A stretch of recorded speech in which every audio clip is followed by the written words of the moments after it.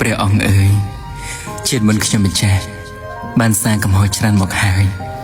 ជាហេតុដែលខ្ញុំម្ចាស់ទទួលបានភាពលំបាកក្នុងជាតិនេះចាប់ពីពេលនេះខ្ញុំម្ចាស់សូមសច្ចាថានឹងកែប្រែខ្លួនឲ្យបានល្អតាមមាគ៌ាដែលព្រះអង្គស្រោចស្រង់សត្វលងទឹកបើទោះបីជាខ្ញុំម្ចាស់ស្ថិតនៅក្នុងកលៈទេសៈណាក្នុងកំណត់ណាក៏ដោយសូមផ្សងជួបតែព្រះពុទ្ធព្រះធម៌ព្រះសង្ឃគ្រប់អត្តភាពជាដរាបផងចុះ